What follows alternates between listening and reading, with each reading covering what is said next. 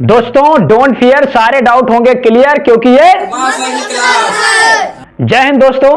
आज हम आपके लिए लेके आए हैं पैसेज की सीरीज में जो है तीसरी वीडियो, और इसमें जो है आज हम बात करेंगे कंटीन्यूअस के टेंसों का, और उसके बाद अगली वीडियो में हम वहां पे जो है कन्वर्ट करेंगे कंटीन्यूअस के सेंटेंसों को मिक्स करके जो है पैसेज बनाएंगे। तो देरी ना करते हुए वीडियो को स्टार्ट करते हैं। भैया मार्कर फेंकना जरा, रुमाल। चलिए देखते हैं यहाँ पे पैसेज में आपका पार्ट 2 जो आता है, सॉरी पार्ट 2 नहीं पार्ट 3 है, गलती से कैसे लिख दिया भाई, पार्ट 3, ठीक है ना। चलिए यहाँ पे देखते हैं। आज हम बात करेंगे प्रेजेंट कंटीन्यूअस टेंस।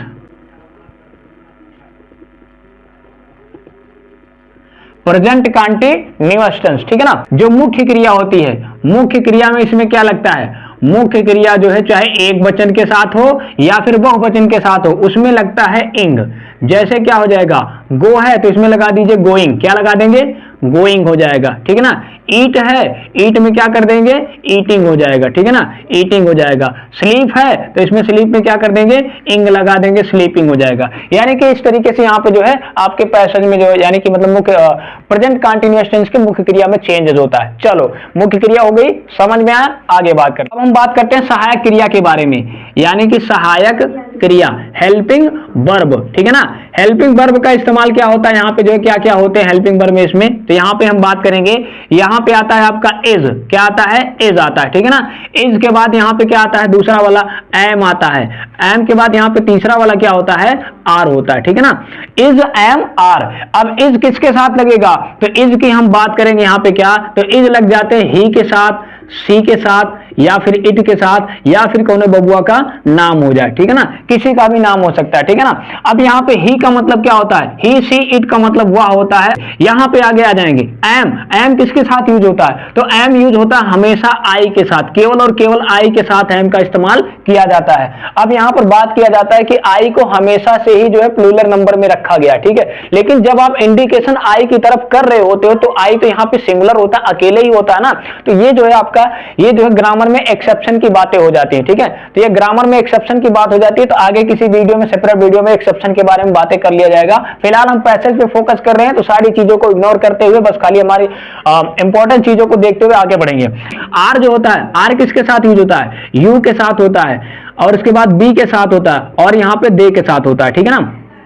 इन सबके साथ आपका जो यू का मतलब होता है तुम सब, यू का मतलब तुम सब या केवल तुम होता है, ठीक है। इसके बाद यहाँ पे क्या होता है, बी का मतलब होता है हम सब, और इसके बाद में फिर क्या होता है यहाँ पे दे का मतलब होता है वह सब, दे का मतलब वह सब। इन सब के साथ यहाँ पे जो है, अब तो आ गया कि हेल्पिंग वर्ब जो है कौन सा वर्ब जो है कहां पर यूज किया जाता है। अब हम बात करते हैं इसी में नेगेटिव की। तो नेगेटिव सेंटेंस में जैसे मान लीजिए इज नॉट आ गया, क्या आ गया, इज नॉट आ गया। अब इज नॉट जो आया, ये इज नॉट किसके लिए यूज होता है, तो इज नॉट, ये जो सीधी सी बात है, जब सहायक क्रिया इज एक वचन की है तो ये यूज किसके साथ होगी, एक वचनकर्ता के साथ। तो यहाँ पे इज जो है इन सब के साथ यूज होता है, यानी कि आपका जो है क्या हो जाएगा, ही नॉट, सी नॉट, है ना, या he is not, she is not, it is not, और नेम के बाद यानी कि रामलाल नॉट है, रामलाल इज नॉट, है ना, गजोदड़ इज नॉट, ठीक है। इसके बाद यहाँ पे आई एम नॉट आ जाएगा। अगर क्या हो जाएगा, आई एम नॉट अगर आ जाता है तो आई एम नॉट हमेशा किसके साथ यूज होगा, I am not eating the food ना, गलत मत समझना, हम फूड खाते हैं भाई, बिना भूख के मतलब बिना खाए रह नहीं पाते हैं। आगे देखते हैं, यहाँ पे देखेंगे अगर आर नॉट आ जाता है, यानी कि आपका आर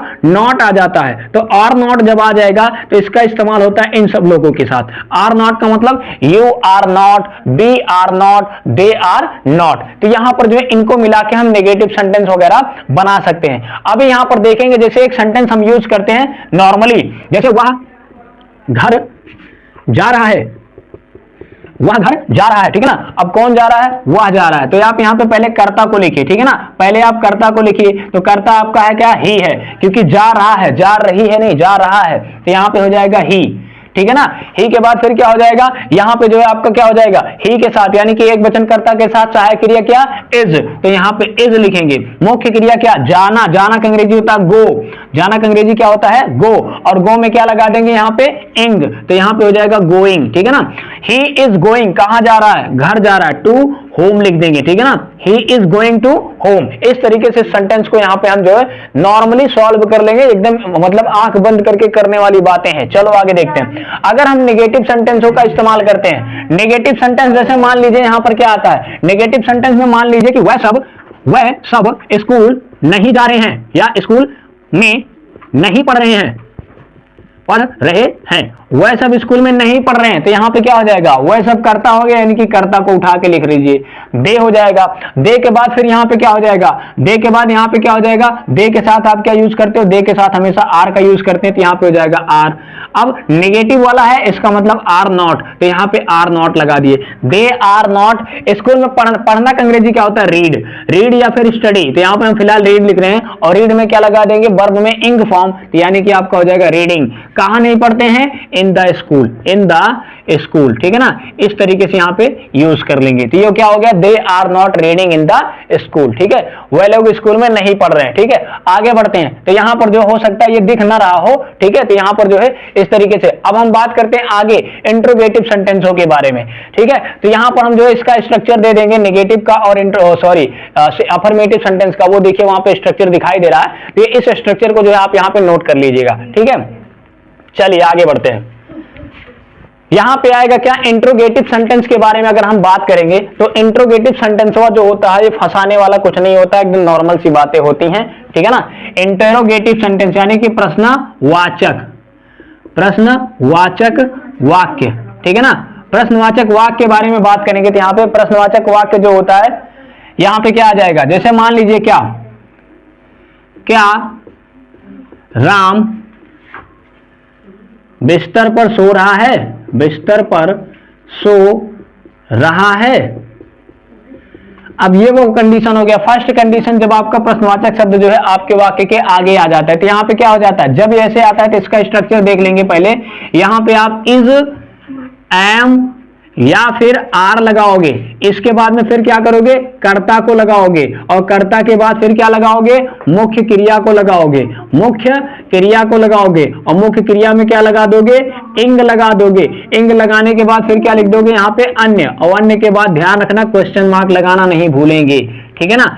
चलिए आगे बात करते हैं। अब जैसे क्या है यहाँ पे, क्या है, राम है, राम आपका एक वचन करता है, ठीक है, तो राम आपका एक वचन करता है, तो पहले जरा आप यहाँ पे राम को लिखेंगे, तो राम के पहले आपकी सहायक क्रिया यूज होनी चाहिए, तो कर्ता अगर एक वचन है तो सीधी सी बात है सहायक क्रिया एक वचन यूज होगी, और इसमें से आपका एक वचन की सहायक क्रिया कौन है, इजा है ना, इज है, और इसके बाद फिर क्या हो जाएगा, कर्ता, कर्ता कौन है आपका, राम है, कर्ता हो गया राम। इसके बाद फिर क्या, मुख्य क्रिया, मुख्य क्रिया होता है सो रहा है, सोना का अंग्रेजी होता है स्लीप, ठीक है ना, स्लीप हो जाएगा, और स्लीपों में क्या लगा देंगे, इंग।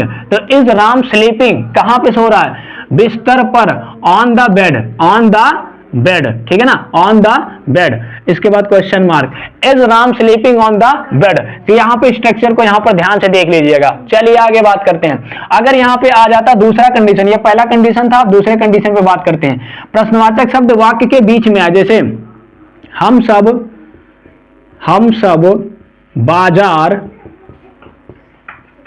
क्यों जा रहे हैं, हम सब बाजार क्यों जा रहे हैं, ठीक है ना। तो यहां पे आप देखिए क्यों आ गया, बीचवा में कि नहीं आ गया। तो प्रश्नवाचक शब्द जब वाक्य के बीच में आ रहा होता है तो सबसे पहले आप सब्जेक्ट को पहचान लीजिए, यानी कि कर्ता को।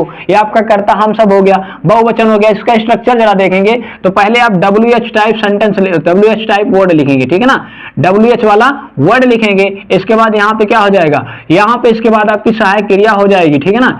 इसके बाद यहाँ पे हो जाएगा आपका सहायक क्रिया प्लस यहाँ पे हेल्पिंग वर्ब यानी कि इज, और इसके बाद यहाँ पे एम या फिर आर, इन तीनों में से आपको सिलेक्ट करना है। ऐसा गलती मत कीजिएगा कि तीनों को उठा के रख दीजिए, नहीं, ये तीनों अलग अलग सब्जेक्ट के अनुसार यूज होते हैं। इसके बाद यहाँ पे आपका कर्ता आ जाएगा, कर्ता के बाद फिर यहाँ पे क्या हो जाएगा, कर्ता के बाद आपके मुख्य क्रिया हो जाएगी। मुख्य क्रियाओं में क्या लगा दोगे, इंग लगा देना, मुख्य क्रिया में इंग लगा देना है, और उसके बाद यहाँ पे अन्य लिख देना, क्वेश्चन मार्क लगाना नहीं भूलेगी। यह आपका स्ट्रक्चर हो गया। चलिए इस स्ट्रक्चर पर जरा अमल करते हैं, अमल छार वाला नहीं, अमल करने का मतलब ध्यान करके इसको बनाते हैं। तो यहाँ पे क्या हो जाएगा, कर्ता हम सब है, और हम सब के हिसाब से यानी कि हम सब आपका बहुवचन है, ठीक है। थोड़ा वीडियो को पीछे लेके जाएंगे तो वहां पे क्लियर हो जाएगा हम सब क्या है। तो हम सब यहाँ पे आपका बहुवचन है, और हम सब के साथ हमेशा क्या लगता है, आर लगता है। तो जरा हम सबको लगाओगे तो यहाँ पे आर लगेगा, और यहाँ पे प्रश्नवाचक शब्द बीचवा में है, तो पहले प्रश्नवाचक शब्दों को उठा के यानी कि WH टाइप वर्ड।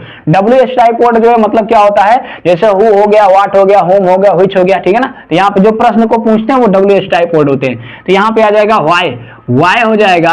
अब यहाँ पे देखेंगे WH टाइप वर्ड है, वाई के बाद फिर क्या हो जाएगा आर, क्योंकि हम सब बहुवचन है तो यहाँ पे वाई आर, और इसके बाद फिर क्या हो जाएगा बी, वाई आर बी। इसके बाद जा रहे हैं, जाना का अंग्रेजी होता है गो, गो में लगा देंगे इंग, ठीक है ना, गोइंग हो जाएगा, वाई आर बी गोइंग हो गया, ठीक है। इसके बाद अन्य, कहां जा रहे हो भाई, मार्केट यानी कि बाजार, to the market, to the market, ठीक है ना। इसके बाद question mark, why are we going to the market, यानी कि हम सब बाजार क्यों जा रहे हैं, ठीक है। तो स्ट्रक्चर को आप ध्यान दीजिएगा और आगे हम बात करेंगे जो इसके बारे में, पैसेज के बारे में अगली वीडियो में, ठीक है। तो इस तरीके का यह कॉन्सेप्ट था। तो उम्मीद करते हैं ये कॉन्सेप्ट आपको पसंद में आया होगा।